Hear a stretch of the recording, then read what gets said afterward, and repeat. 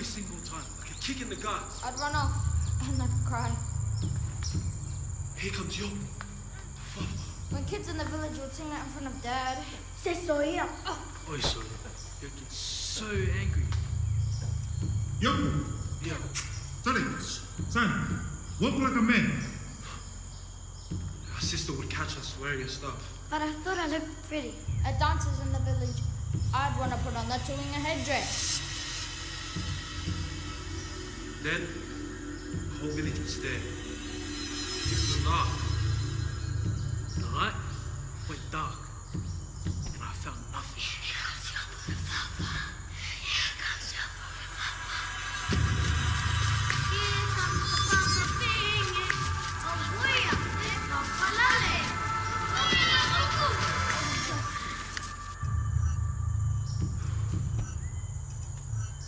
But I'd go to the mountain. And dance by the waterfall. Being free was a beautiful thing. If I leave, I'll take my roots with me. A piece of home to carry. In my blood. Hold on tight. As I shift in the wind, I'll land and plant these pieces, and I'll grow. Walk like a man, yo. That's what Dad used to yell. Nah. I reckon I'll walk just like me.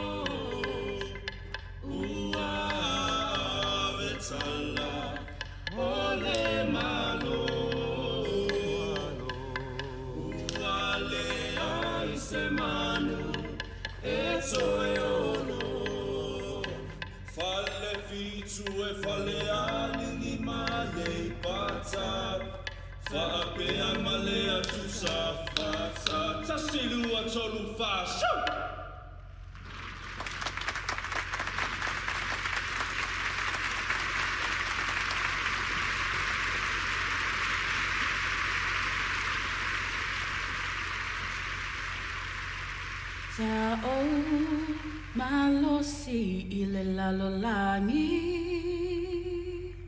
Ai wangalo yatea uole sili sili ese olelangi E uina o savali ile pongisa Ai salofa mai oia Ole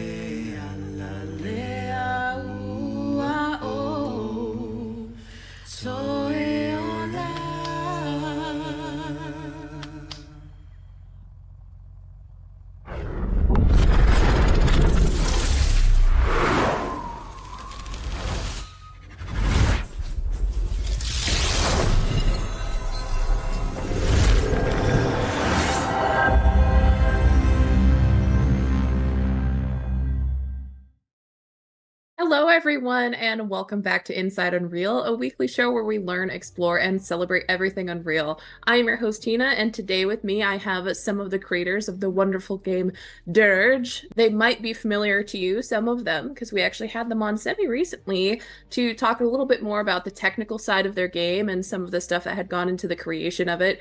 And just recently, they actually fully released the game for free. So if any of you like what you see today, make sure you go get it, check it out, nab it, play it for yourself with yourself and some friends. It's a good time. But we're going to be diving even further into the topic to get today, as well as playing the game and probably dying horribly a couple times in the process. And it's going to be a good time. So if you have questions at all about the game or some of the process behind it at any point, please feel free to drop those questions in chat. I will be collecting them and throwing it at them while they are playing, because the game isn't hard enough as is. Apparently, I have to also be here throwing tough questions at you while you're doing it. So thanks for coming on, y'all. It's gonna be good. But let's go ahead and do a quick round of introductions, just so everyone knows who all we've got on today, and then maybe we can talk a little bit about Dirge before we dive in as well. So how about Phil? Want to start with you? Tell us a little bit about yourself. You're muted, I believe, though. All right, well, that's a problem. So I'm Phil. I'm the lead developer here at NonNobis Games, and Dirge is actually kind of my first title that I worked on, alongside my friend Manuel, who can't join this stream, but he was on the last one. And yeah, he kind of laid out this project for me of a multiplayer horror game, and I was hooked right away. I've always wanted to do game development, and this was a fun little side hustle, if you will. And yeah, rest is history, as they say. Yes, absolutely. Excited to dive in and actually get to look at the game today. So next, Nando, would you like to tell us a little bit about yourself as well? Hello, I'm Nando. I'm the audio engineer for like the entirety of Dirge. In Unreal Fest 2022, I went there and I met Phil and Manuel, and they told me about their game and everything. And that's how we met, and I started working on Dirge right after that. Started as just a sound design gig, just replacing all the placeholder sound effects. Then I started to get into technical audio design, which I enjoy, and I'm still doing a bit on Dirge and everything. And yeah, so Awesome. it's just about it, yeah. Happy to have you back. And then, of course, next, Eddie, you are the new face among us. Please tell us a little bit about yourself. So unfortunately, I got to I had to miss the previous interview, but I joined with NonNobis Games when they were still pretty early, working on Dirge. They had posted a bunch of stuff on Imager, and I became an early tester. Started working on the maps, and then started working on level design and stuff. Very cool. I'm very excited to have you on so we can also get your insight on some of the stuff here, get some fresh perspective. It's going to be a good time. And then kind of lurking in the background, we actually have an additional guest who's going to be helping us play through the game a little bit. We have Morg, otherwise known as Morg Mistress on Twitch, here with us as well today. I'll drop the link for her channel in the chat here in case you're interested in also seeing things from her perspective. But Morg, if you want to say hello, please feel free. Hey everyone, I'm Morg. I'm actually one of the testers as well as a content creator, also known as the Divina Benetors, and been a long member and stuff of testing in the background and stuff. So if there's a bug, normally we try to be the ones to find it. If y'all find it first, we'll find a way to fix it. Awesome. Happy to have you here as well. So yeah, I think real quick before we dive into the actual action of it all, Phil, do you mind maybe giving us just a quick little synopsis for those who might be unfamiliar with the game or the project, what it is and what it's about? Yep. So super high level. Dirge is a 4v1 asymmetric horror game. It's set roughly in the late 1950s. We have an investigator task force of some various investigators, and here's a sample of the characters available. And what they do is they kind of hunt down paranormal monsters across the world. And we have some monsters here. We have like a Wraith, a Revenant, and a Wendigo monster, are our three main monsters. And each of these have their corresponding maps. So we have 3 maps currently. And it's just kind of a cat and mouse game of one team tries to kill the other team, and then whoever wins is the victor. So awesome. So, no hostility is ever born of situations like this. So it's gonna be great. Awesome. Well, thank you for that quick little overview. And I think if y'all are up for it, we could actually just get right into it. And then, like I said, I'll toss some questions at y'all while you're trying to focus and ruin your tempo. And it's going to be great. Sure. Sounds good.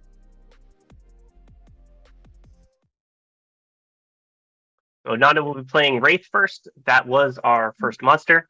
And this one's kind of interesting because it's the idea was kind of like a Marco Polo aspect. So the Wraith cannot see any of the players normally because they're what's in the called Shadow Realm, and so they don't have any visibility of players. But they can arm traps and players can unsuspectingly cause those traps to go off, which the Wraith can see. And then a Wraith can use some of their energy to go physical for a very short time. And if they become physical near where the trap goes off and the investigator is still nearby, the Wraith can then attack the investigator. And the investigator cannot kill the Wraith directly. It can only banish it with a flashlight, but otherwise it just keeps coming back. And so what the Wraith has to do is stop the investigators. What the investigators have to do to kill the Wraith is collect all of the bones of the Wraith and place them back in the sarcophagus, and that's what will kill the Wraith. Pretty intense from the sounds. Oh man. Okay, I have to know. I know we talked a little bit about it in our previous interview that we had, which I will grab the link for if anyone is curious to check that out as well. But I would love to hear your thoughts on how the process was to build, because you have basically two different gameplay states happening at the same time between the Wraith and the players. How was it setting up that process and making sure that what the enemy character can see is different but still coexist peacefully with what the players can see? Yeah, that was very difficult, to be honest. It's because you have to manage essentially two states kind of at the same time. You have the physical world and Shadow Realm at the same time. And from sort of an implementation side, the way we kind of did that is through custom collisions and through visibility. We did actor visibility from the Unreal Engine, and we had a custom collision channel. We basically copied the pawn channel and then added overlaps for shadow pawn, is what we called it. And this is the kind of the two main points that let us have two separate realms at the same time. Sounds not difficult to make sure is functioning correctly at all. Yeah, there's a lot of complicated overhead when it comes to dealing with a multiplayer game in terms of like replication of game state and stuff. And that was a big and enjoyable learning experience. Yeah, that's very cool. Nando, I have a question for you, because I Sure. can't take it easy on you, even though you're playing the enemy right now. I know that we can't see your screen at the moment, but I'm curious from an audio side how different things are for the enemy, if they are different at all, than from the player perspective. Yeah, so that's the interesting part. All monsters, they play in the first-person view, while investigators are only third-person view. So that way, my intention was to make it sound different and make it sound as if you really are the monster, make it more immersive since you are in first person. You're not watching this monster move around. So that was a very fun part of the technical audio designs. And since this is multiplayer, I had to do a setup where if you're the monster character, you hear sounds as stereo, more detailed stuff like my attacks, for example. And if I was playing as the Wendigo who has footsteps, I would hear those footsteps as if I was like a huge monster moving around. Meanwhile, the investigators who are being played as other players, when they see me in the world, they hear the same sounds, but not as detailed. So it gives the impression of, for example, you're observing something in the world, and it makes for like a cleaner audio field. You know, all the sounds, there's tons of sounds going on in the world, so it helps you localize better as well. So you can hear the monster very cleanly in the world. You know, like if I was playing as the Wendigo, for example. Mm-hmm. Yeah, and who doesn't go into the Shadow Realm? So Very interesting. yeah, so it's both a mix of making it sound cool for the audio designs as well as improving the player experience and immersion. Right. So yeah, so it was a great learning experience, and it was fun making it. Yeah. Yeah, it sounds like it would present kind of its own unique challenges as well, trying to get Absolutely, yeah. Yeah, the whole experience individual to each enemy type, and then also the players. That's very cool. What am I looking at, Phil? What's happening? So yeah, I actually wanted to bring that up. So it looks like Eddie has actually died. Yep. So I'm gonna make fun of him a little bit. And he is now what we call a spooktator. He's a spooky spectator, if you will. And Unfortunate. yeah. So what happens is when you die, you become this like spirit, kind of split between the physical and shadow realm. And you can then fly around and you can find items, weapons. You can see which traps are armed and even like the Wraith bones, which are the objectives to get. And we kind of have this state. Uh-oh, I'm being attacked. Oh god! Oh god! I had a little detour there for a moment. Yeah, and then so the Spooktator, he's your dead teammate. And so the reason we have this is that when you die, you didn't really have a whole lot to do, so you kind of just twiddle your thumbs, I don't know, start watching TikTok or something, get bored.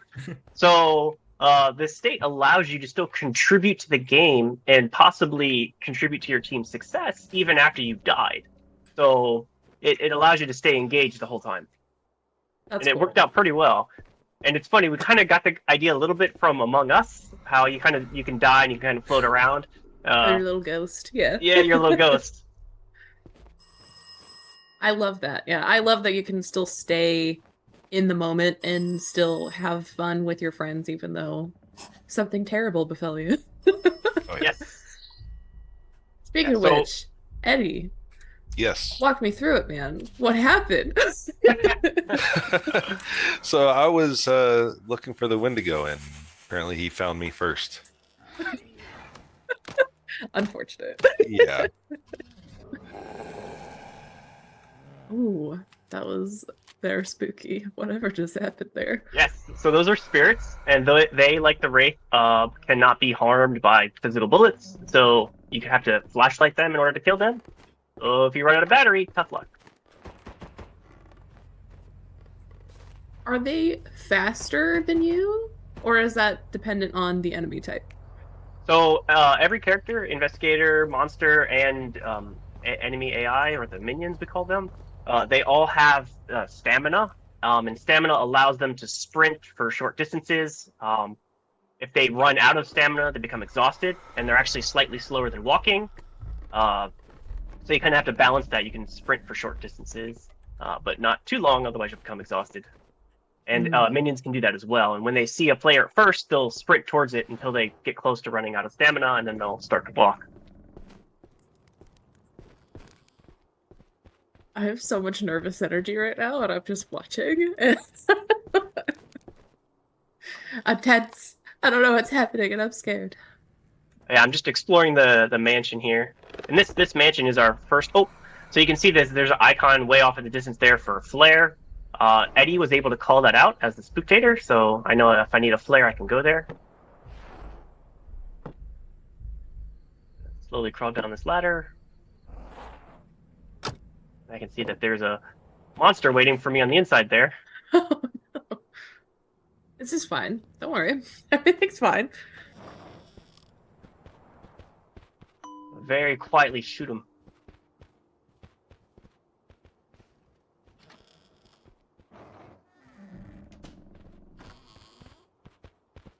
So, for these minions, are they also controlled by you, Nando, or are they just subsequent helpers?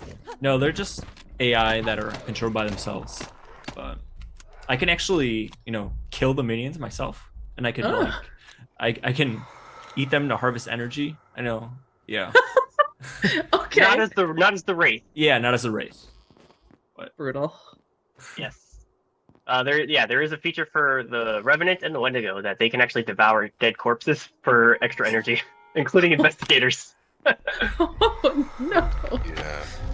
Oh, so we can see that this trap went off, and that alerted the Wraith that we were in this area. So Nando, or who's playing the Wraith, knew to come physical in this area. I can disarm this trap. Uh-oh. Uh-oh. Uh-oh. I got you. Both I are got here. I'm out of battery. Well, that's where I got you for. Thanks Thank you so for much. telling me that. And no stream sniping. Oh no. That is a knight. I'm gonna run away. Ah! There's just a lot of bad stuff happening in this house right now. Yeah, it's very kind of crazy right now. So yeah, some of these knights can come alive, as you see here. And we're kind of low on ammo, so we might be dying pretty soon. Oh no. And he's got a pretty big swing. Ow! Oh no! Oh no! Oh, no! I wasn't paying attention. And Why oh is there no, never I still have a ammo? gun in my hand.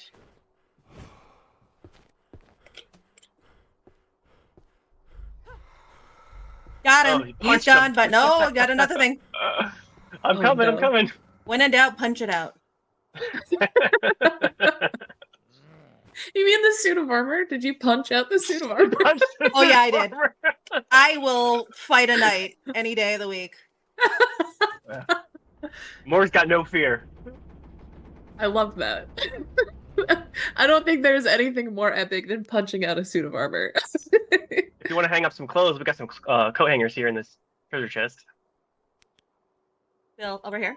Oh, coming. Keep you busy. Sorry, I'm easily distracted. I don't know if this is the best circumstance for that. I could be wrong though. I'm gonna quickly eat a loaf of bread. Just a whole loaf. Shove it. Yeah, we have various food items to regain a little bit of health here and there. We also have like medical supplies, which give you a little bit more health, as well as stamina. So we're not quite following tasking, so we actually have tasks as an investigator. And if you open the journal, it kind of tells you what the tasks are. And the completion of each task, you essentially get a Wraith bone of sort, and you have to put that back in the esophagus. So we're working on this Thomas George Nicola task, which is essentially gathering some electrical fuses and activating a Tesla coil so it can be destroyed.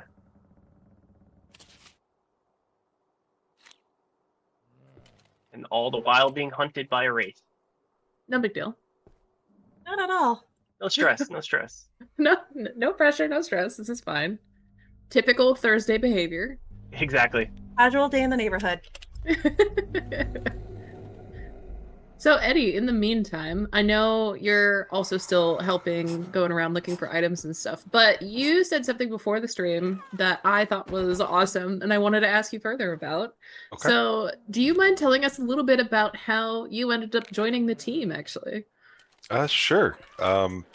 So Phil is putting out early GIFs, clips from the game out on Imager, Imgur, however you want to pronounce it. And I reached out and I was trying to see if they needed any testers. They didn't have any at the time.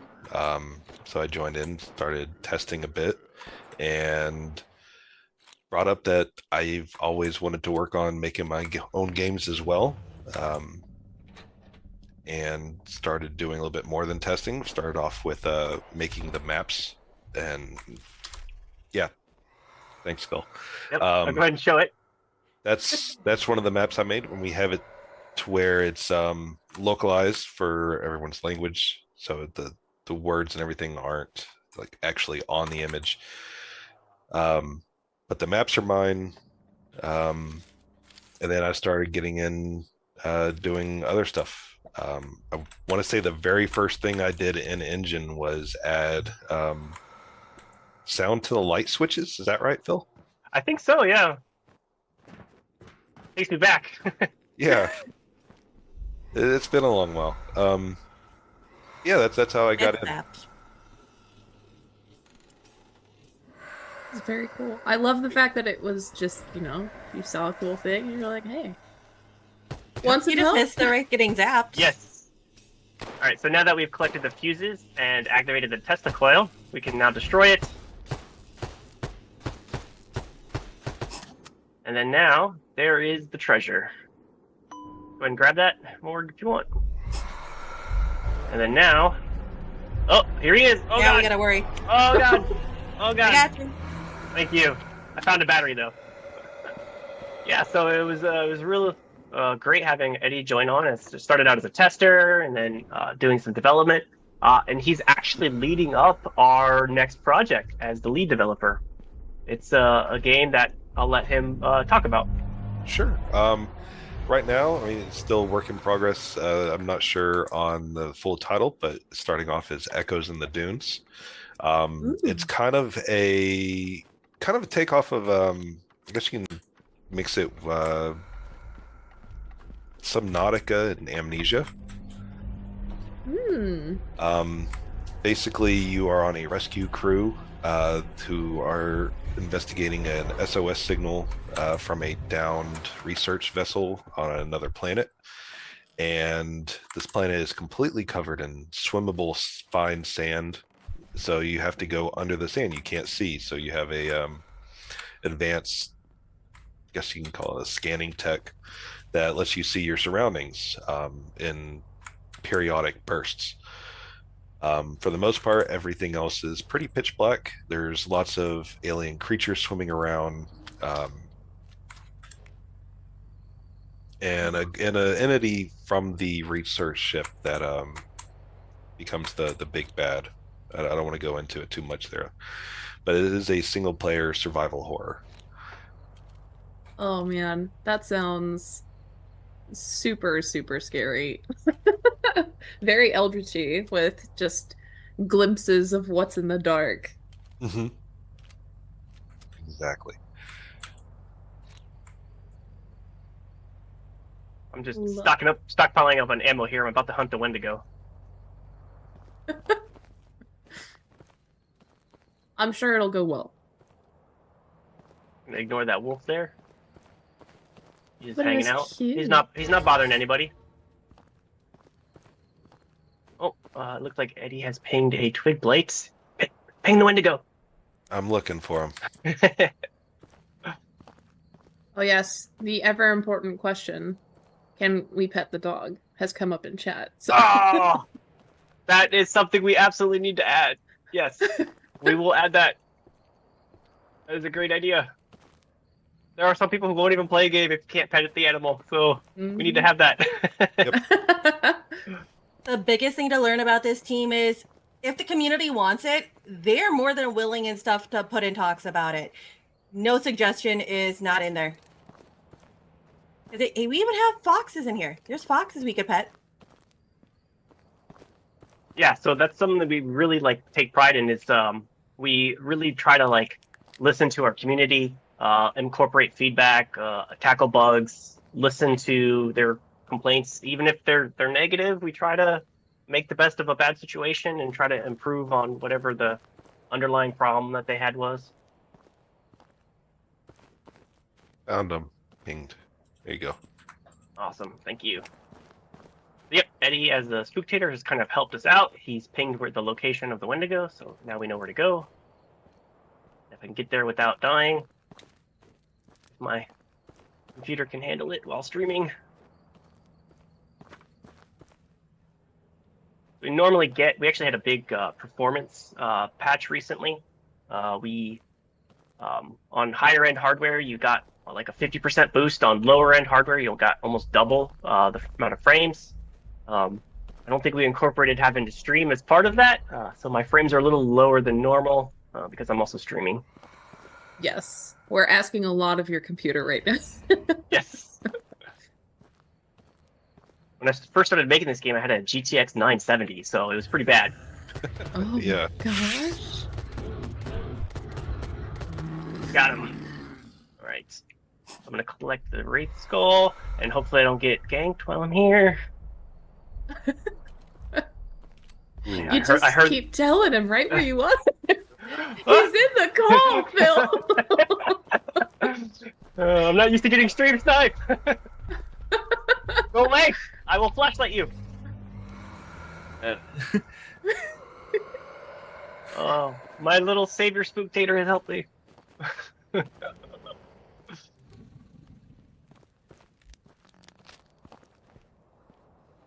feel like Got a the woods Canome are on even the right? scarier.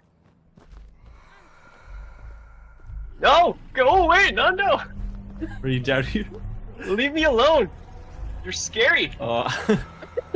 Morgan got my 6. Thank you. Oh no! Cool!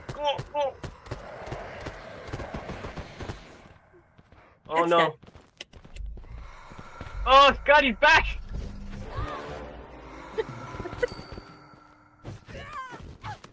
It's fine. It's fine. Nobody panic. Oh Nobody God, panic. there's another ghoul. It's fine. It's fine. It's fine. Oh God, he's back again. Drop it in, drop it in. I You're can't. Gotta go physical one more You're time. safe. Yes! Oh, Got it. Aww. Oh, that was a good one. GG. That was close call. That was a close call, though, for sure. Oh, yeah. Oh man, I had to actually try. Nando's not playing around right now. No, he plays That's keeps. good. Well, now that we are able to actually see the gameplay in full action as well, I'm curious if were there any big changes from the start of development to what we see now? It's a good question. I'd say the biggest. Yeah, so that's a feature. So one big change is when we first started developing, we just kind of spawned in all AI beginning at the match, and that was kind of it. I will play Wendigo in their home territory. And so you would start the match and there'd be so much minions. And once you kind of cleared them out, it would be a little bit easier to navigate. And that we realized that didn't really present much challenge to the player if they were able to beat them. Or it was overwhelming at the very beginning because you had very little weapons and just a ton of AI. So we kind of listened to feedback from the community, and kind of, instead of spawning them all up front, we kind of gradually spawn them in every 30 to 60 seconds to kind of ramp up to the level of AI. And kind of as a homage to the old way, we actually added a mode called Thunderdome, kind of Thunderdome. Yeah. Yep, kind of like the movie with Tina Turner back in the day. Yeah, and that's the old way of it. Just spawns all the minions up front, as opposed to a kind of a timed release, if you will. Very cool. Before you start this round, I actually have a question for you, Phil. I don't know if maybe we want to try dropping the resolution to 720, see if that gives you a couple of frames back, since don't want your computer to spontaneously combust. Sure, I can drop that. Yeah, and we can do it from our side too, the actual stream side. We'll go back to our beautiful faces for a moment if you want to reset it from the actual screen share side as well. Yep. But yeah, that was a lot of fun. There were a couple pretty good jump scares in there in just that one round, so I'm excited to see what happens now with the new with the Wendigo being specifically controlled. I feel like nothing wrong could go on here. It's gonna be fine. I'm not stressed. Yep. So Everything's fine. Yep. So this was kind of another monster that we had. This is the Wendigo monster. This one is completely physical. There is no Shadow Realm component. However, this one cannot die directly via bullets. He can just be kind of fatigued Stunned. by bullets. Yeah, stopped. And if his health goes to 0, he just gets stunned. The only way to actually kill him is with fire. So you have to hit him with a torch, explode a gas can by him, trick him into stepping on a campfire. Where's the other one? Oh yeah, we have a flare gun too. Oh yeah, it's much better at 720. I guess my computer's not good enough.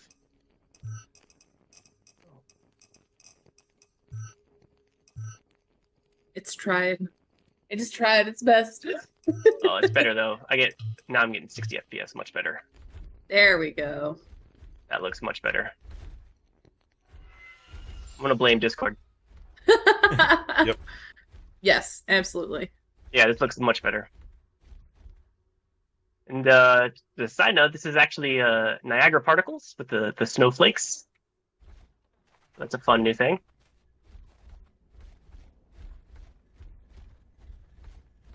This is the Quetico Forest, which is actually a giant forest up in northern Canada. And this Wendigo monster is kind of like from indigenous people lore, where someone would commit cannibalism and turn into this wretched monster, and so that's what this kind of monster represents. And so the investigators are investigating this campground and trying to get to the bottom of why there's campers gone missing. And so as the Wendigo, in order I can actually smell where the humans are, I have an ability to sniff. So go ahead and do that. And I can smell them if they're walking. Oh, there's one. Way off in the distance. And it's a global sound as well, thanks to Nando. So the investigators can hear kind of the big roar, and experienced players will know, oh, I hear the Wendigo roar, I'm not going to move, because they can only see footsteps if they move. And then so I've committed a mistake here. I have entered the investigator spawn, and to prevent spawn camping, we have road flares kind of set up, and those stun the Wendigo as well. You can kind of see them like firing there by the car. Oh. And we added that because in testing, and actually in early access, we would find that new players would get rushed at spawn by Wendigo players who knew what they were doing. So we kind of added these flares as an extra layer of protection in the spawn point. That's a great quality of life improvement there for sure. You know, it's never something we want to think about, is how our players might bully other players. It's There's good a to lot set of up systems that. for it. Yeah. And we're like, hey, you shouldn't do that, but good idea. Morally reprehensible. Tactily. Exactly. I get where you're coming from. Uh-oh. I see somebody.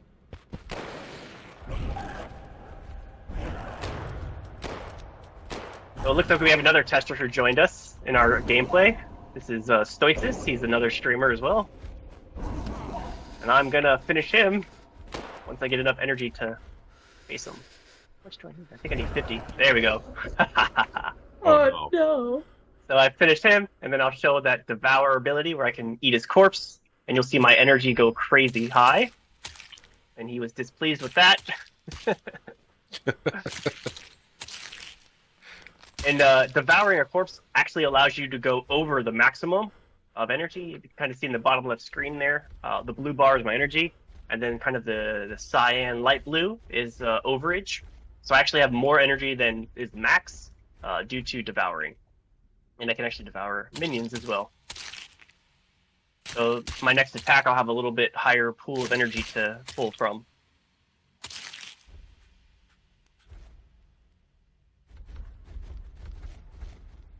And the goal of the investigators is actually to hunt me down and kill me with fire. Kill it with fire.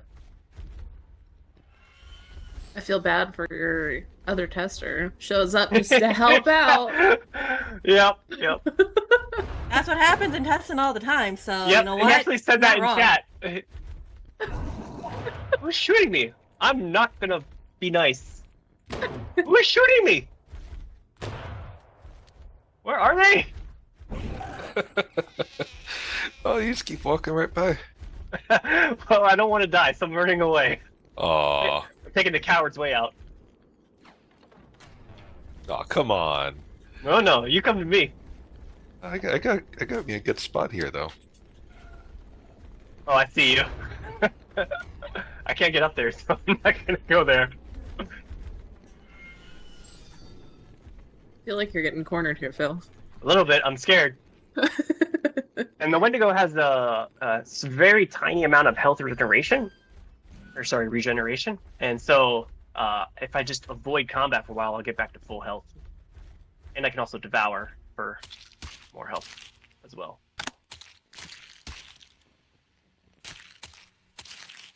So brutal.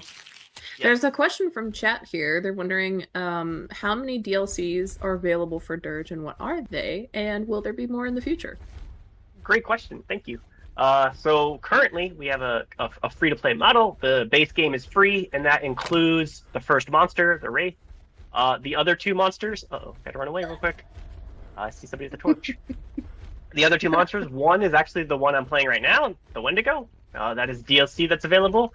And the other one is the Revenant monster. That's the other DLC that's available. We have plans kind of in the works for potentially additional monsters for DLC. We have not gotten too far in development of those. we're kind of debating between, do we want to, keep adding additional DLC for Dirge? Do we want to switch full time to working on Echoes, with Eddie, or kind of up in the air there? Understandable. I mean, you did also just fully release the game, so I think it's fair to just take a moment and experience the release of itself. Oh, come here. Come on. Oh, no. Oh, God, it's fire. Fire, fire, fire. Run away. Another comment from chat here is the idea of losing a teammate and then walking in on the monster literally chowing down on the body is pretty upsetting. Yeah. Yep. Our goal is emotional trauma. That is absolutely our goal.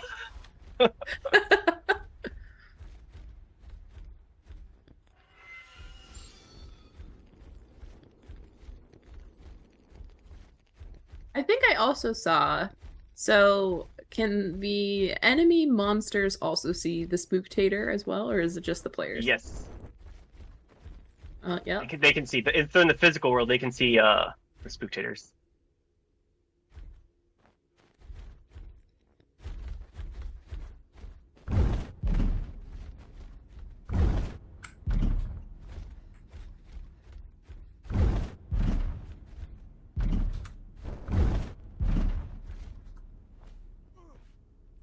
This feels cheesy. I don't know what's happening, but it feels like cheese.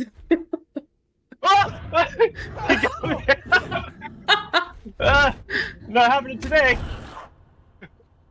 I tried to sneak up on the wall and he snuck up behind me.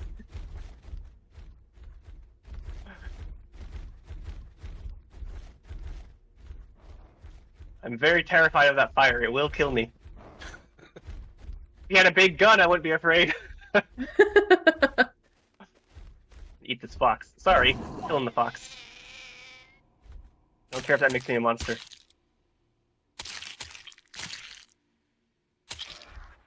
Can't believe this. First we can't pet the dog, now you eat the cute fox. Yeah, I'll make it worse.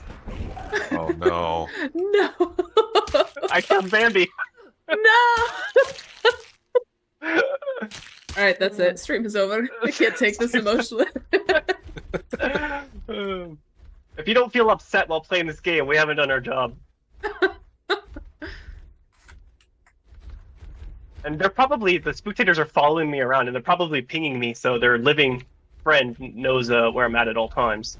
It's a good strategy. Go away. Giving away our secrets? Go away. Go away. Yeah. I actually have a question, Morg, that you might be able to hop in here a little bit on as well. But I'm curious about bugs, because bugs always happen. It's development, things happen. Were there any in particular that were very memorable or were maybe particularly funny or anything like that? There's one actually on this map, that little house that we just came out of. To the left of that, there is the actual bigger cabin, and there was a day I was talking to some of the community out there and stuff, because as a moderator for the channel and stuff, I try and make sure if anyone does have any issues, I try and go in and support the community that I can. Well, they're talking to me, and all of a sudden, they fall down a hole. They are under the worlds. And we're just like, well, how? As a Spooktator, they can get in and out. But they had other monsters then following them down there as well. So it got to be a whole big thing. And they were just like, well, everyone just started plopping down there. Got that gapped real quick, but the memory of just trying to explain it to the guys was just too perfect. Here's a new one. Here's a new one. That's what we love to find, is the new ones. Don't know how to explain this to y'all, but there is More, a party. do you remember? Do you remember Brett again? Joyce just mentioned. Oh my gosh. Oh. Do you want to talk about that one?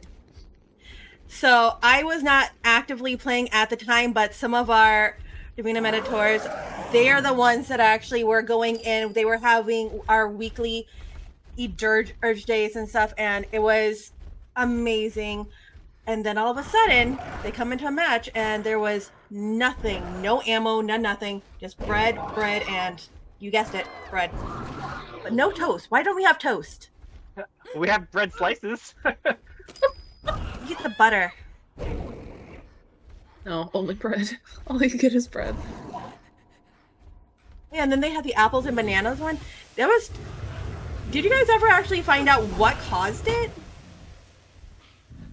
Yeah. So it was bad coding on my part. Uh-oh, I'm about to die here. Shame.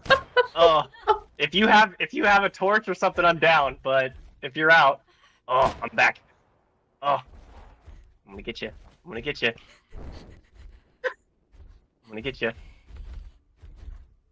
Ah! Oh, thought I was dead there for a sec. I swear. Oh my It's gosh. like one hit and I would be done. Yeah. Oh, I was same thing. Same thing. I had no health either.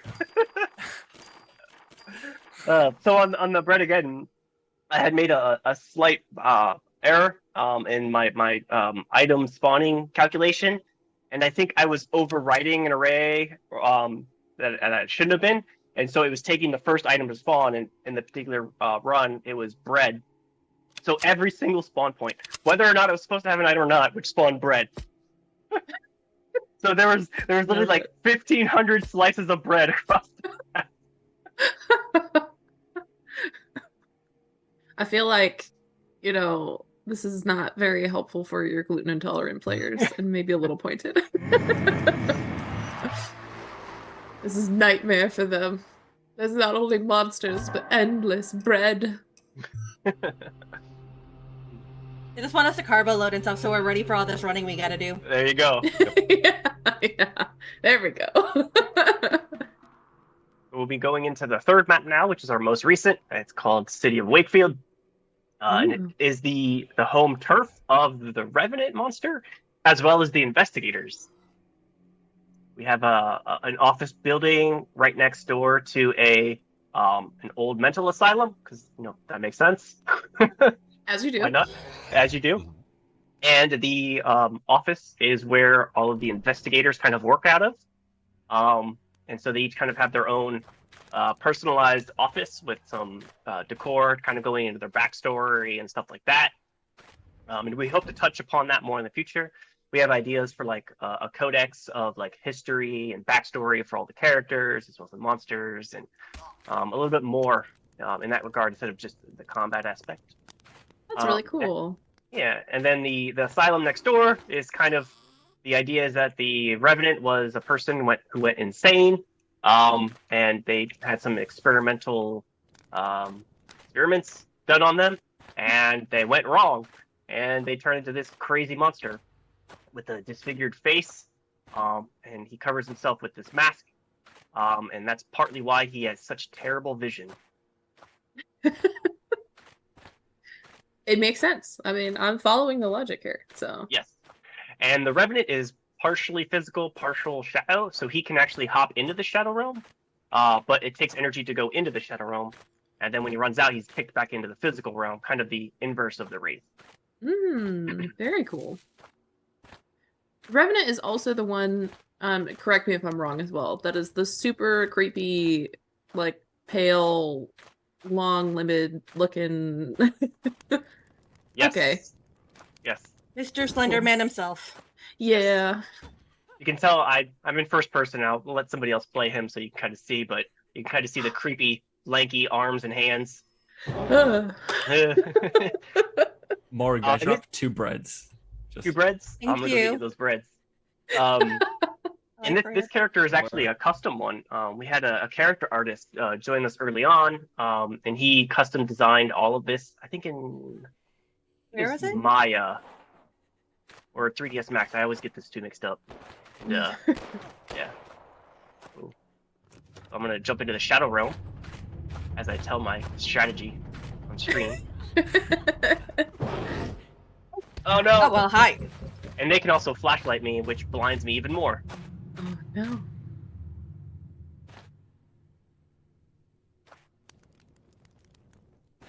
Oh, this is so cool. Now that we've also seen kind of a handful of the different environments, I'd also love to hear from all of you about which environment is maybe your favorite of them all. Or if you have specific pockets out of them that are your favorite little areas and things like that. Stop eating bread. Off the bat, done I in front love of this area. It actually has a subway system that actually connects our office to the hospital across the street and stuff. So that way we can actually go underground and stuff through the office. And early stages of it, automatically, it was very haunting, very and stuff. You get to feel and stuff like you're being chased in a city. And it is the creep factor. Gotta love the creep factor for it.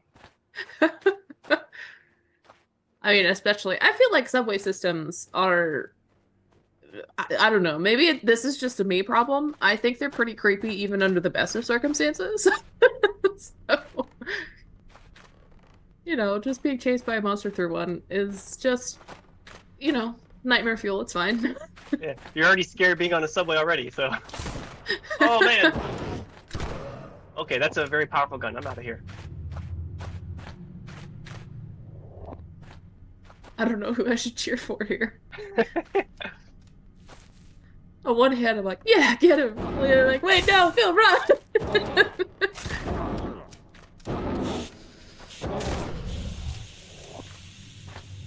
Got a couple swipes in.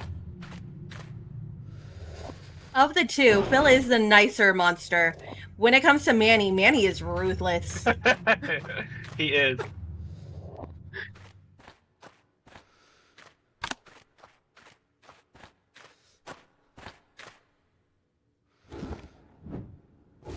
Well, you can see a little bit of the monster there, actually. Ooh. So we added ladders fairly recently to the game, and we didn't have the animations for them, so monsters just jump up and down the ladders. And it actually goes into third person, so you can kind of see the appearance of the monster a little bit. Bit of it, yeah. There you go. That's a little too close. All right, we're just gonna pretend that I'm not teleporting through the world there. Listen, sometimes things need to be cut. And if that's the climbing the ladder animation, that's what it's gotta be. Investigators have an actual animation. We didn't realize that until after the fact. But hey, when you're an indie studio with only a few people, you gotta do what you gotta do, right? Yeah.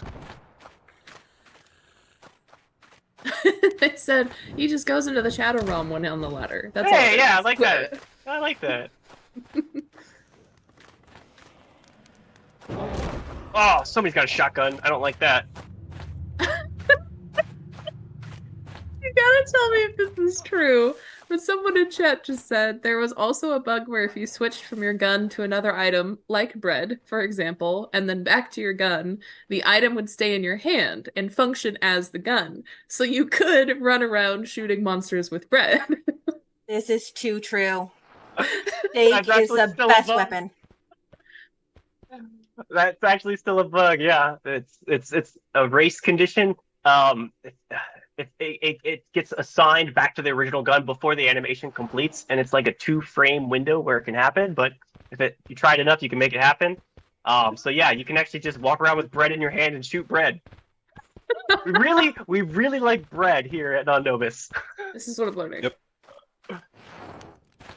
I'll have to send a gift basket over for you doing so many of these shows with us that is just exclusively bread and pastry. And in light of bread as well, Diana, because she's from France originally, she actually starts with a croissant. So another type of bread.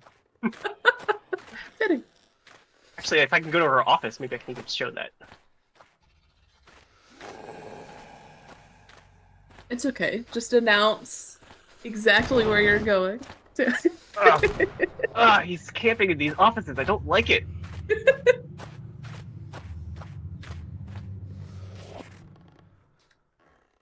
Another beautiful map that Eddie created.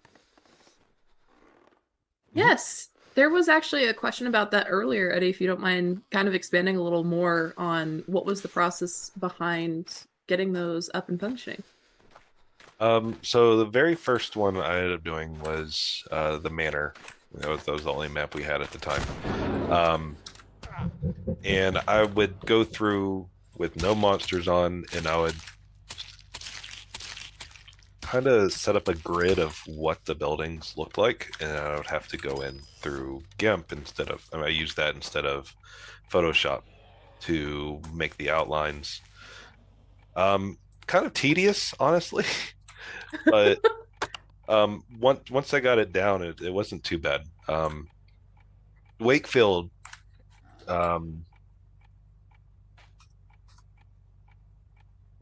sorry, yeah, Wakefield was a little bit more difficult because before, with the manor, everything was kind of scaled the same. Wakefield, we ended up, different rooms are different sizes. They don't really conform to a grid.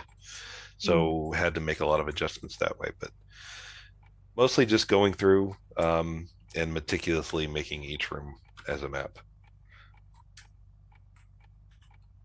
Yeah, I did a great job. Yeah, I love how it turned out. Yeah, and as he mentioned earlier, it is localized to the language of the player. And another cool feature is that it corresponds somewhat to the real world or the game world. So like if there's a gun placed in the world and then you find out where that gun is placed, it'll actually show up on your map. Like here, I can see that there's a rifle down here, and I'm not going to say where in case they're listening. I can see my own character here in this room, which I'm also not going to say, so they can't stream snipe me. You're showing your screen in the stream though. Okay, so then they can still stream snipe me. But I'm here. I'll just say I'm in Diana's office, and you can see that there is a croissant on her desk, as every respectable French person would have. That actually looks like a really good croissant too. I'm not gonna lie.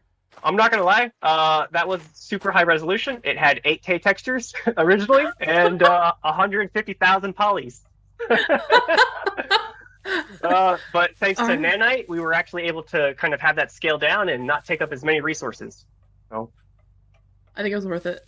Yep. So polygons well spent. Yep. So shout out to awesome feature sets inside of Unreal Engine.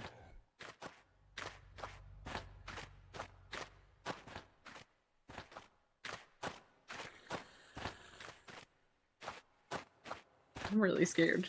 I don't know why. I feel like something real bad's about to happen. Oh, here's another feature I want to talk about. Let me walk over to where you can see it better. So we actually added, to kind of give the city a little more feel, we kind of added traffic. And you can kind of see that every so often a car will drive by. And these cars are somewhat time period appropriate. We have cars from the 20s through the 50s. And they run along a spline mesh. I guess just a spline component to follow it along. And it kind of makes the city feel a little bit more alive than just being, static parked cars. And additionally, the materials are actually randomized. So there's some variance to them as well. So we might only have had, a red car, but we modified the materials to have a blue one, a green one, etc. Very nice. Have you ever had a player try and jump over the fence?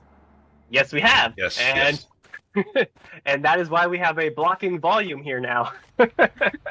And as you can see, I can stand on the fence, but I cannot cross it. And I will say, even as a Spooktator, they still have it blocked. Yes, that was excruciatingly tested. Oh God. Yeah, I was opening the door for you. Leave me alone. No. Come here, let me kill you. He was just being polite. Come here, Kiyoshi. Come here.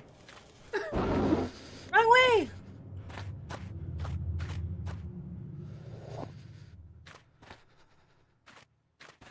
Where did you go? I can't see anything. This creature is so One blind. of the other unique bugs that we actually had on this map, you could actually see from right out here, where in some of the hospital rooms, there's writing on the wall. Very bloody, very ominous wording that was sticking outside the building. Oh yeah, so this was actually Eddie's feature. It's like psychotext, and this text is like blood scribblings along the wall of just crazy people, and they're randomized every playthrough, so there you get some slightly crazy wordings every play, which is kind of a nice little touch.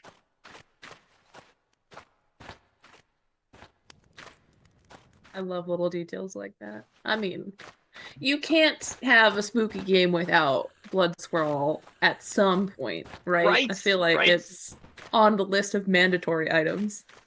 Pretty much, along with a flashlight. Yes. Are you even a horror game if you don't have that? A flashlight that will inevitably stop working at some point. Exactly. You have to run out of battery.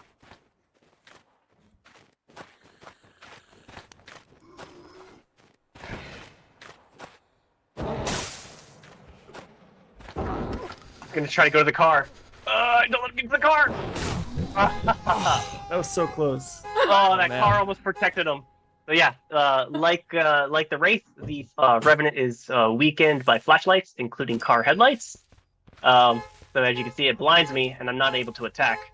It's another spawn camping protection.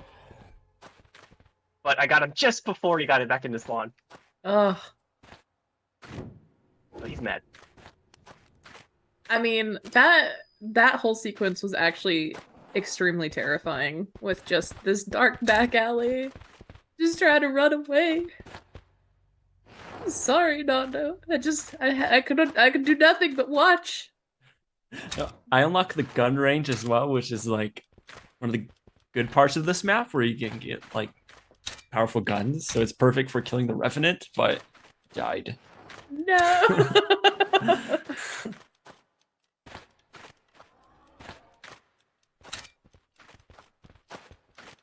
think we're about to run out of time here.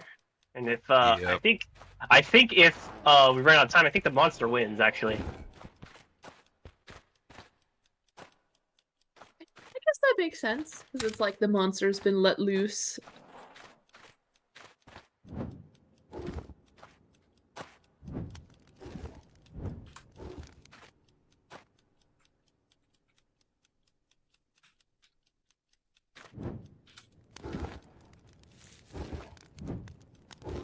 All these spooktators flying about. I was gonna say, you got an entourage right now. Yeah, we got a posse. Oh, No nobody winner. wins. No. Just no winner. Oh, that's the worst.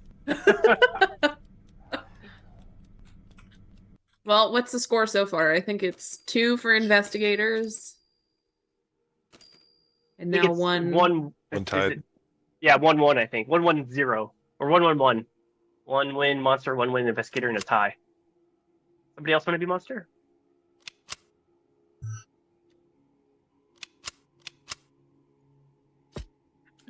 No immediate volunteer. I mean, I feel like the only real way to solve a situation like that is, of course, the most professional rock, paper, scissors. But Yes. Yeah, that would work.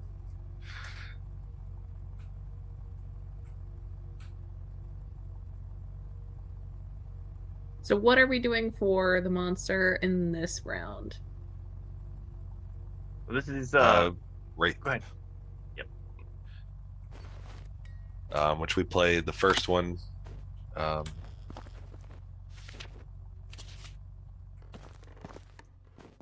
been a while since I played as Wraith. We'll see how this goes.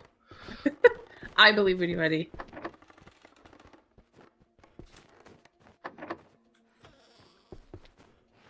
But I also believe in the 3 of you as well.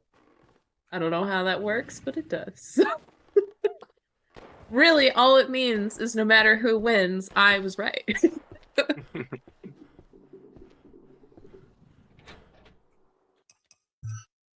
So which investigators are everyone playing right now? I'm playing as Bonnie. Her kind of perk is being able to hold two long guns, right? Yeah. Yes. Because you start out with the basic revolver, then you can get the longer guns like rifles and shotguns. So, yeah. Okay. I'm actually playing Camilla, their first Hispanic character in here, and it was so amazing to see that representation. I was just like, I was waiting for her. When they put in Diana, it was already amazing that, yay, I get to play as a female investigator. I get to be a little feminine. No, they put her in, and she's been amazing. But the special surprise was they actually put my glasses on all 3 of my female characters. So I can be any girl I want, anytime I want. Amazing. Camila also runs the fastest of all the investigators, so it's good for like evading. So I usually main Camilla as well because of that. I'm not good at fighting. Need all the speed. I don't know. You say that you were pretty close. I mean, you won the investigator round the one time, and you were pretty close in finishing him as the monster the first time around too. True. I'm playing as Kiyoshi. He was kind of, his backstory is that he served in the Imperial Army in World War II, and he saw some terrible stuff in China, and that's kind of how he got picked up by the investigator squad to investigate these horrible paranormal activities. And his perk is he starts with the Nambu, which is, it uses the same ammunition as the starting revolver, but its reload is magazine based as opposed to the revolver, so it's much faster. His downside is that he's actually not as fast as some of the others, but I think I can't remember the other one. I think he's stealthy, so he actually does not set off traps as much. Interesting. And then Vince, he is the kind of the leader of the squad. He has less stamina, I believe, because he's a little bit older. But what he makes up for in youth, he compensates with just sheer grit. So he has more health than anybody else. That's very cool.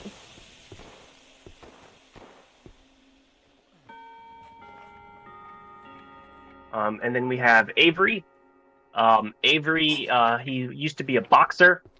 That's kind of his backstory. So his melee attack is pretty powerful. He actually has more stamina than the others as well. And I think he's slightly slower.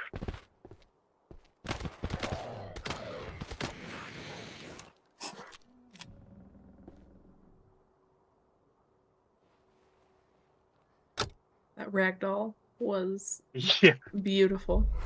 Oh, that is a Wraith. Oh. I have nothing to kill you. Ah! Okay, I may have died. Oh no. Oh, that's embarrassing. Oh no. Well, on the outside, now I we get get to see it. Spooktator Yeah, mode. from the Spooktator view. Yep. So I'm flying It was around on here purpose. as a Spooktator. Yes, I meant to do that.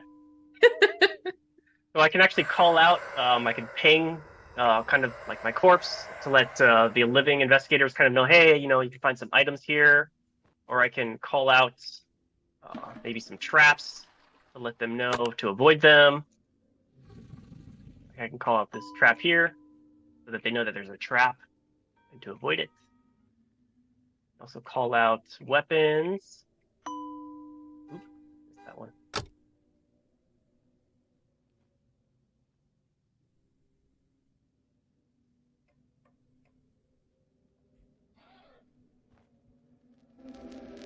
I love how fast you are in Spooktator view. Yeah, you move, I think, twice the speed. It's actually the sprint button. Your default is normal speed, because some people get a little bit of motion sickness, so it's not the default. Mm.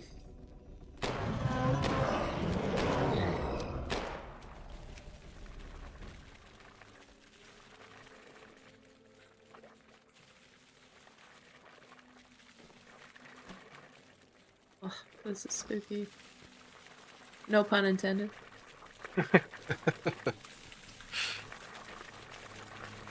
So for finding the Wraith as a Spooktator, is it easier or is it about the same as when you're alive and in your actual body? Great question. So it's about the same, because the Spooktators are not in the Shadow Realm, mainly because we don't want them to just constantly ping the monster over and over. Mm. So the Wraith has a slight advantage there.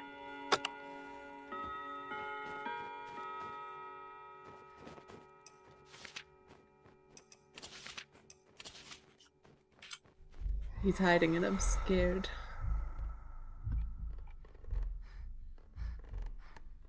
I feel like I'm gonna get a really good jump scare in here, my Eddie, at some point. We'll see. And I can actually just shoulder surf people. I don't have to actually fly around as a Spooktator. So we can watch Camilla here. Or we can jump over to Bonnie. Or Vince. That was very timely. Yeah, jump right in the action, huh?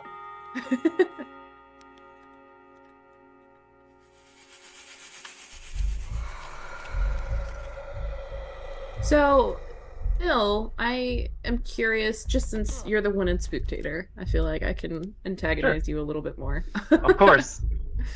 What would you say, especially now that the game is out, which big congratulations to you and the rest of the team for actually getting Thank it you. released. That's a huge milestone.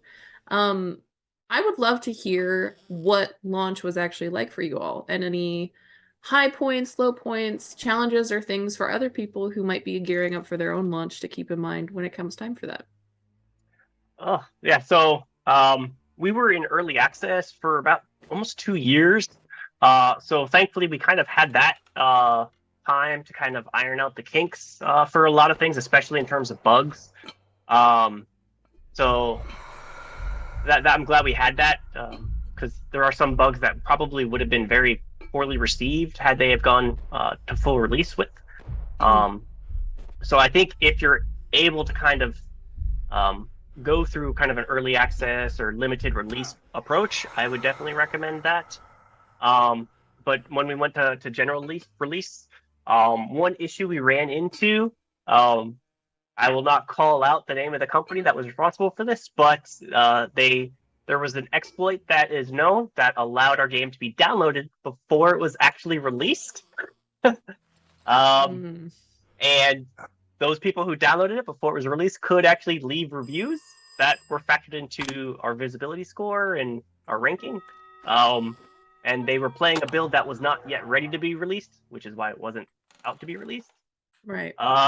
So I would say always have a good build at all times, just in case. So yeah, that was probably the big challenge, is dealing with that. And untimely, another hurdle as well was actually in that the day we released, we had somebody hack Manuel and get a hold of his Discord and took over our Discord server. So that was another fun endeavor trying to recover that. But on a more positive note, we got a ton of new players. Even though we weren't able to access our Discord, a bunch of people joined our Discord because they were excited about playing the game. The number of streamers went up. The number of downloads went up. We have way more activity in our community portal.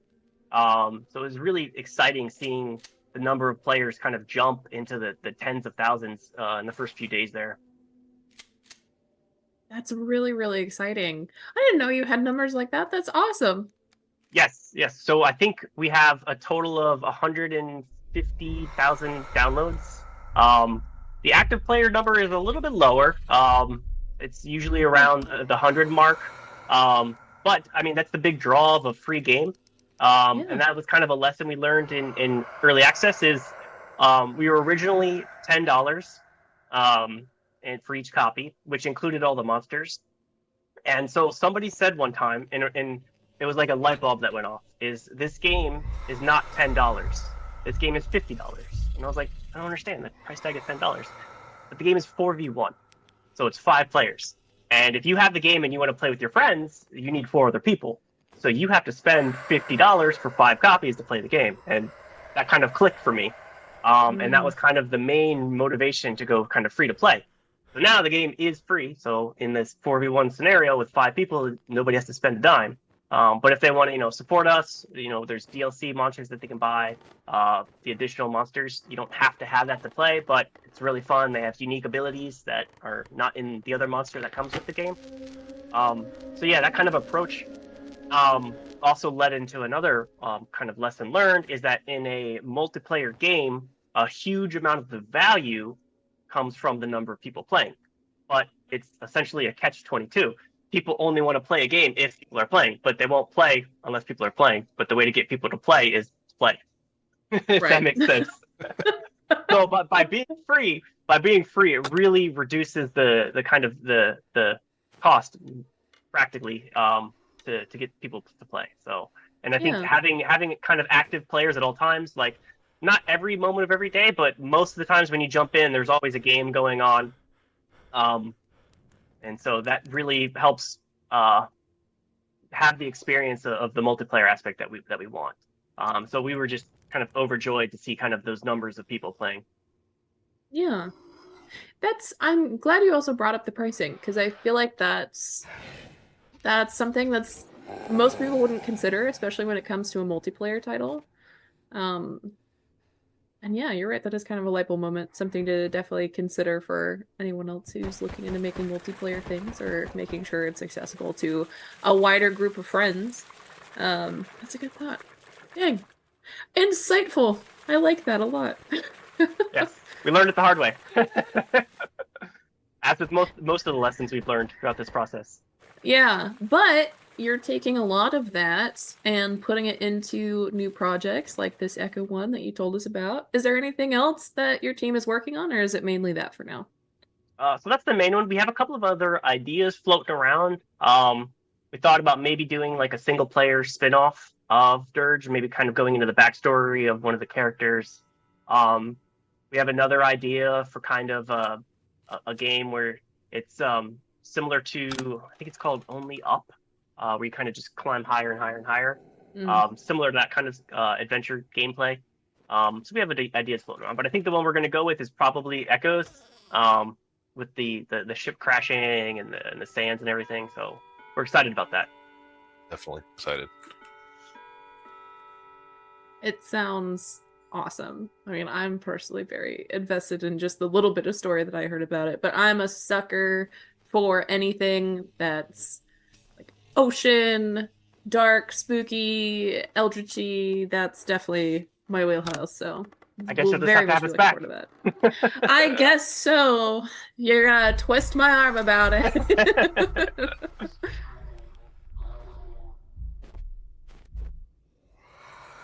I'm really scared right now because I feel like it's been relatively quiet for a little bit, and I feel like it's gonna get really crazy. These sounds were outed by Nando, and it's when the Wraith goes in and out of the Shadow Realm, you hear this like terrible, like horrible howl, and from the Wraith, and it's location based too, and it has, I think Nando can talk more about it. It has like occlusion too, so like if it's on the other side of a room, it sounds a little different versus if it's in the room with you. Right. Concentrating. Yeah. He's concentrating a little too hard. Look for this metal case thing. No, but yeah, that was a big part of making the audio, the whole, PvP aspect, and how proximity and stuff like that, and how the different monsters, they have different sounds, but where you're hearing it from is a big part, especially like.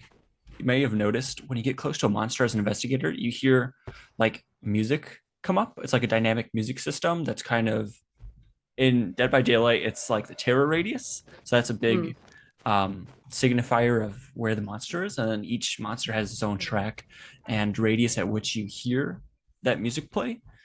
So yeah, a lot of that was, it's part of the game design, part of the player experience.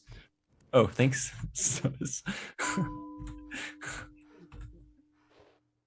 All right. Investigators are going to win this one. I don't know. Wraith could pull it. Wraith is clutch. I don't know. Gonna have to make him work for it. Yep. So the investigators have collected all of the bones. One of it has already been placed in the sarcophagus, and they just collected the last one. For this task, it's called Stolen Valor. And the idea is the Tano monsters have stolen some war medals from the owner of the manor, and underneath the display case is a wraith bone. So if they put all of the medals back into the display case, they get the wraith bone, and they can put that into the sarcophagus. And it looks like they're on the last step, trying to make their way to the crypt in order to place that bone. And they're actually working together. They're staying together. They're covering each other. So they have pretty good teamwork going on right now. It's making it extra hard for the Wraith. I feel like that would be the thing that would get me. Not because I'm not a team player, but because I have magpie brain and am very much an ooh shiny kind of person. So I think I'd ended up trailing off of my own, just getting distracted naturally and then getting picked off inevitably. Yep. That's how I died. I was just kind of running around by myself. Visually, there's a lot to enjoy, not just inside the map, but outside as well. If you really take in the atmosphere, they made it so beautiful inside the map as well as the outside grounds. You really can get caught in all the shiny. There's so much to enjoy. Yeah, it definitely seems that way. Just from the bits that I've seen so far, I definitely need to boot the game up and just run around and appreciate all of the detail work and story building that was put into the environments, because there's a lot of it, I can tell, even just from running around.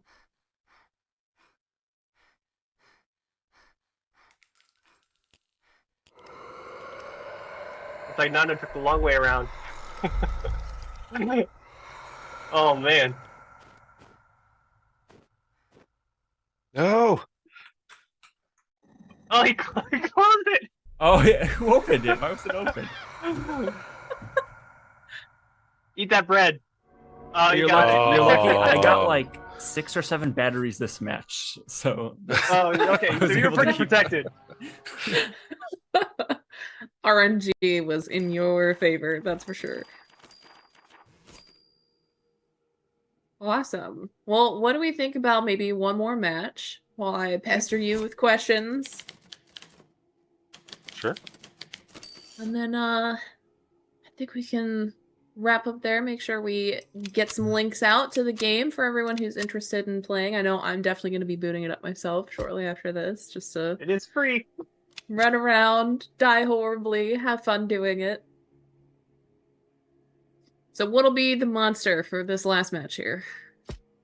Let's see if looks like we're gonna go with Revenant in the city of Wakefield again.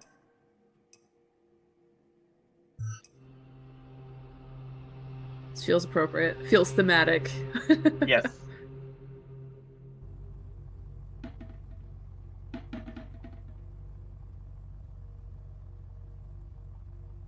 While we're getting this booted up, we did just get a question from chat. They're wondering, was there anything that you all as the devs wish you'd done differently during development along the way to get to the end point here? That is a good question.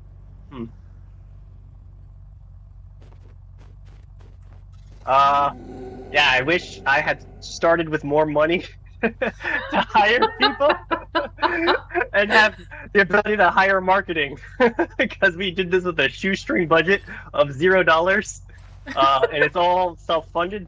Basically, every single dollar we make goes right back into the game in terms of assets, hiring people to do translations, hiring artists for assets or animations, or hiring streamers to stream. Basically, that's all we have. So I would definitely, if you can afford it, start with a budget of a good size to give yourself that advantage early on. That's what I would have done differently. Another big one, if I had to do it all over again, I probably would have made a single player game. The overhead associated with a multiplayer game and replication is significant. It's very much a lot easier to just focus on a single player controller, a single game mode, etc. I guess there's only one game mode, but one game state. What about you two? What about you, Eddie? Anything you would do differently, or do you feel pretty good with the process you ended up with? For me, I wish I had stuck around a little bit more. There were times where I've had life issues and kind of separated from the dev group, but I'm back again. So, welcome back. It's All I heard hard. was Indie devs don't have a hard. life. Yeah. But no, we're appreciative for all the people that contribute. You know, devs, testers, just players, everybody.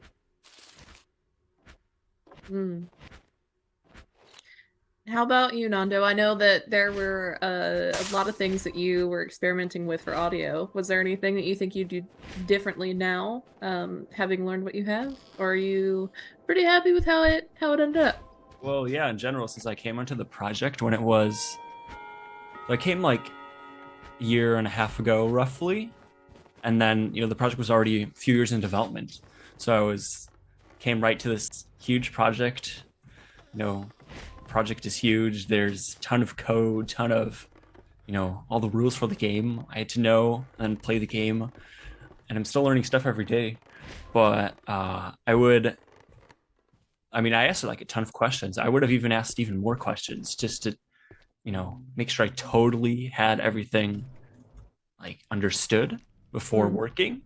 And then of course, working and asking for incremental feedback for all the audio. And the first, I started just doing sound design, but then designing audio systems, like using meta sounds to effectively replace many of the sound cues and make more dynamic audio. I had to do all that and essentially learn how to use meta sounds while working on the project.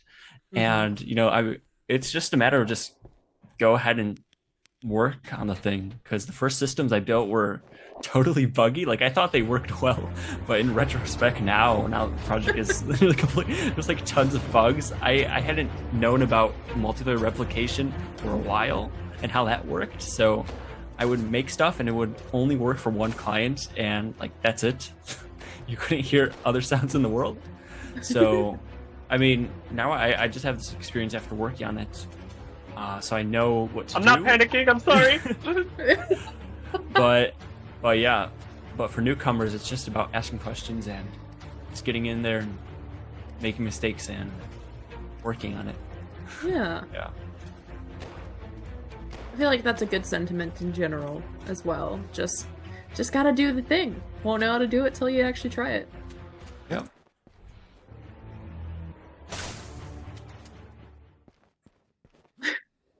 Phil, that whole sequence was horrifying. I was getting attacked by a Revenant with this terrible loud music while Nando was explaining. Which is Nando's fault for adding that terror radius concept.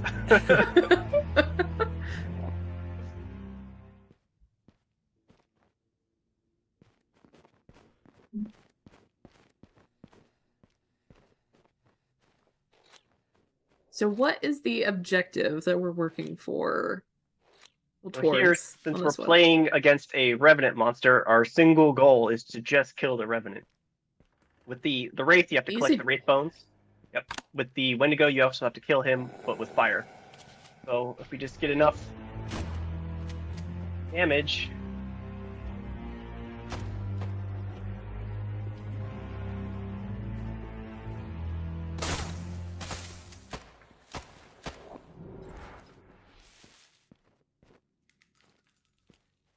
Oh, I'm out of ammo. Oh no. Don't say that out loud. My body should have plenty to loot it. Go loot my body. Are you nearby? Oh no! We lost Morg! I was fighting him straight up. Did you take him all by yourself? Well. Yeah. We kept running into each other. We kept trying to run away from each other, and instead we found each other, and only one could survive. We're going fisticuffs with the Revenant. Always. Uh-oh. Uh-oh. You might be on my tail. Oh, God! I can't do anything to help you. I'm an old man. Leave me alone. It's nice knowing you, Phil. I have no stamina. I can't run away. I have no stamina. Spooktator, go. Spooktator, I choose you. Oh, God. No. Taking advantage of me when I'm using an animation. This is why I need some iframes.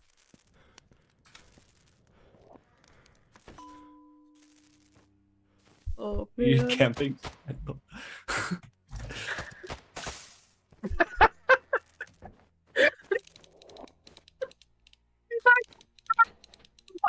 Go away. Ooh, key.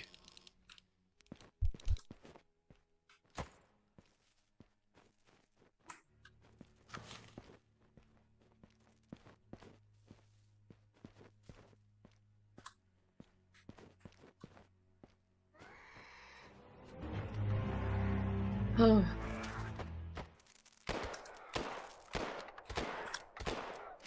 Oh my gosh. Another feature we added is if you crouch, you can actually have slightly better aim. And if you Oh. aim down the sight with right click, you actually have better aim as well. So you can combine those two for pretty good aim. Interesting. I'm just setting off all the traps.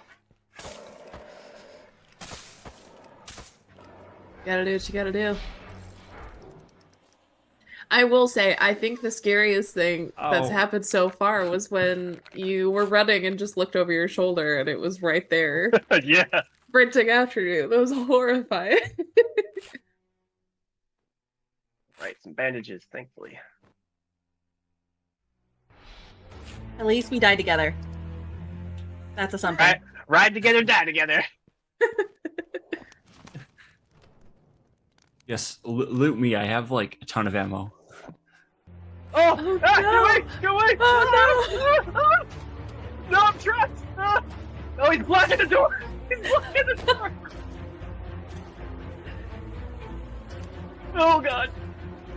Run, Bill. Bandage up! Bandage up! Bandage up! Bandage up! Bandage up! Run away! Oh my God, he's still on me! Oh, no. I'm not gonna make this one!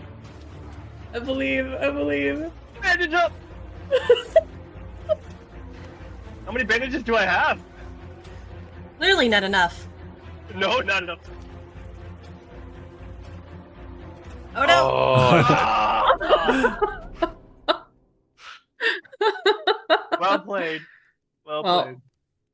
Good game. Oh, that one was really scary. I'm sweating. Oh my gosh. Well, there you go, everybody. That is Dirge. What a wonderful, horrifying experience in the best way possible. Again, the game is out. It has been released. It is free to play, so go check it out. If you haven't already, make sure you pick it up. Like I said, I know I'm going to be, and probably just dying horribly repeatedly, but that's fine, right? That's what it's all about. So we'll drop the link for the game in the chat here in just a moment. Any last things that y'all would like to talk about, either about the studio or Dirge itself or anything like that? Yeah. So obviously play the game. It's free. We welcome everyone. Join our Discord, leave a comment, a like.